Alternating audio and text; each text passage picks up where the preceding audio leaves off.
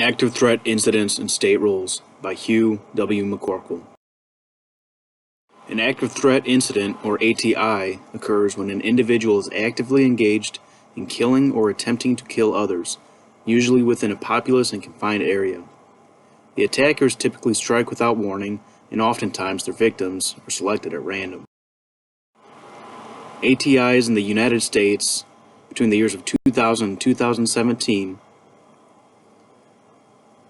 Though ATIs typically involve the use of a firearm, vehicle ramming and edged weapon attacks can also meet the criteria of an ATI and will also be included in this presentation. Following an ATI, there is an emotional and a very valid response demanding policy change occur at any and all levels of government. Through my research, I have found a host of factors which contribute to the varying composition of ATI attackers and preceding circumstances which contribute to their attack. However, there is no one-size-fits-all approach, and this will be illustrated in the following slides.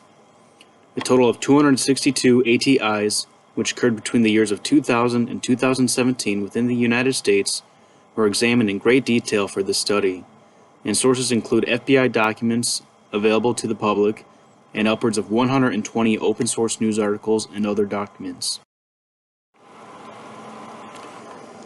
Contributing factors of ATIs include the attacker's apparent motivation, age, ATIs by venue type, number of victims killed, victims injured, and the total number of casualties.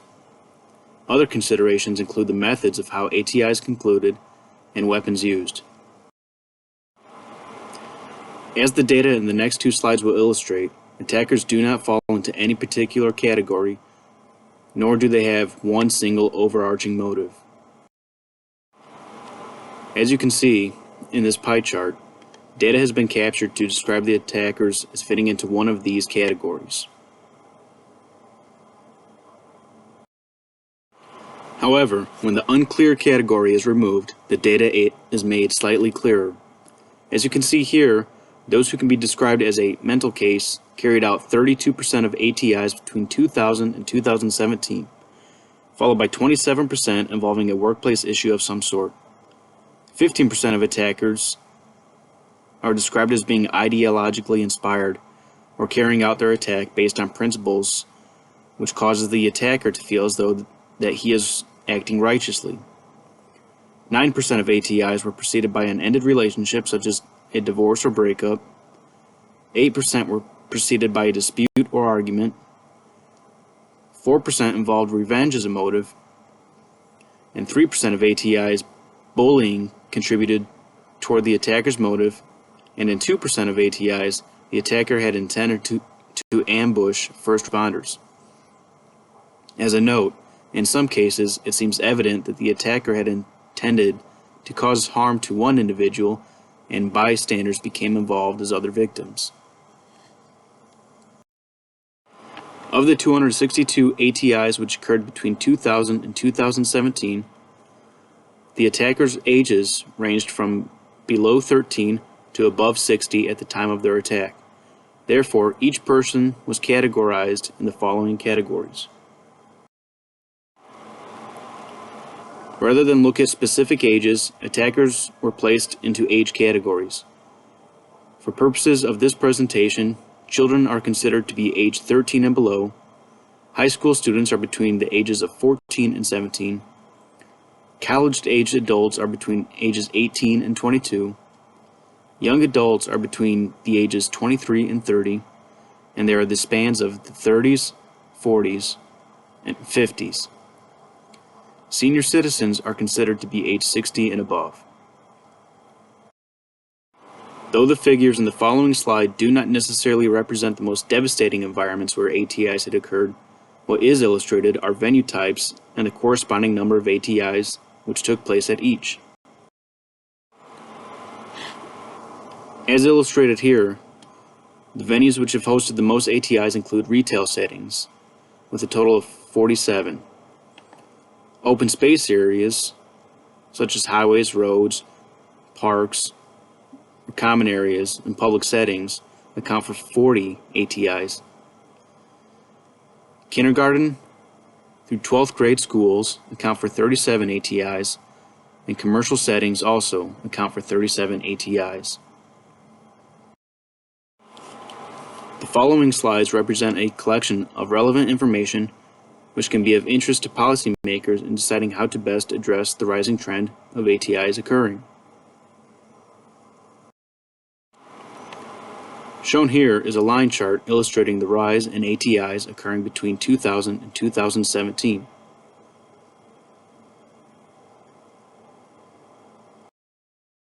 Here, states are shaded to correspond with the number of ATIs they have had between 2000 and 2017.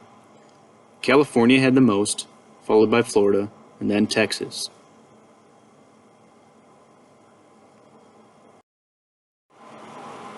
This graph represents the number of victims killed by ATIs.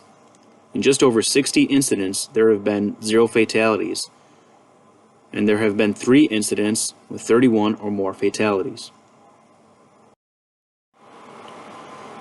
Here you can see there have been more injuries stemming from ATIs than fatalities, yet the figures represent a similar trend line. Casualties account for the total number of victims killed and injured per ATI and is represented with more fluctuation than either fatalities or injuries alone. Though perhaps obvious, this chart represents that 5% of ATIs involve either the use of an edged weapon or a motor vehicle used as a weapon.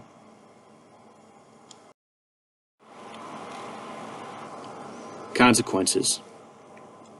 As emphasized in the preceding slides, and undeniably the most devastating consequences of an ATI are those involving the loss of life and severe injury. The less visible consequences include post-traumatic stress disorder, lessened faith in state governments to protect their citizens, and the financial strains associated with the aftermath following an ATI. ATI prevention and response. Legislation passed which prevents 100% of future ATIs would be ideal.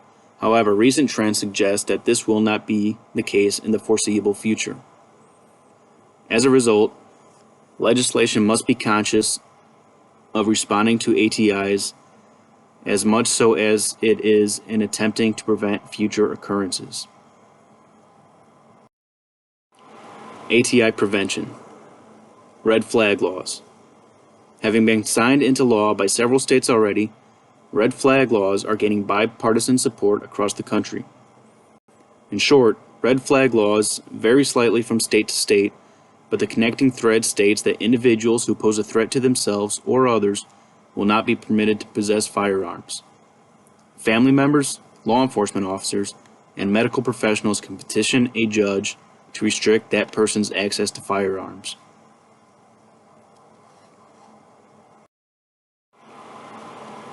Given the popularity of these laws during their years of infancy, it may be too soon to determine their effectiveness. Mental health.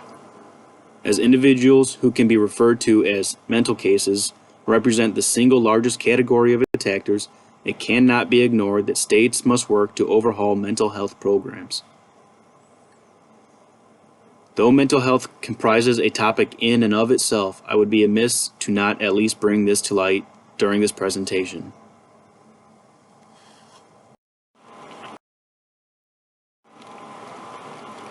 As shown here, there is an interesting similarity between ATIs being carried out by those who are referred to as mental cases and incidents in which the attacker commits suicide, thus further indicating that mental health must be given stronger regard by policymakers in order to potentially curb ATIs in the future to some degree. Though representative of only 3% of all ATIs, bullying is a topic which has been addressed across the country, and many schools have taken steps to curb bullying. Though this presentation will not go into great detail on the matter, a child who endures mental abuse in the form of being bullied can translate into unhealthy social development at a later point in life. ATI response. Though included, ATI response does not necessarily focus solely on law enforcement response. For sake of this presentation, it will also include the reaction of all parties affected during an ATI. A campaign trademarked by the city of Houston, Texas, Run, Hide, Fight, is a concept that is spread across the country and throughout organizations, particularly law enforcement agencies throughout the U.S. This campaign advocates but one message, and that is to survive, be it by means of running away from the ATI, hiding from the attacker, or fighting out of the situation. Methods of ATI conclusion will be illustrated in the following slides, which bring light to the effectiveness of the message behind the Run, Hide, Fight campaign. Represented here are the methods by which ATIs were concluded. As you can see, the attacker committed suicide in 36% of the incidents. The attacker was killed 20% of the time, and he was apprehended 35% of the time, and the attacker surrendered in 8% of all ATIs. Shown here, the actions of an active bystander, or somebody who becomes actively involved in the situation, account for 31%, or roughly 1/3, of all apprehensions of attackers. Here, you see that an active bystander was responsible for 2% of the incidents in which the attacker was killed. In approximately 1/4 of all ATIs in which the attacker surrendered, it was to an active bystander as opposed to law enforcement.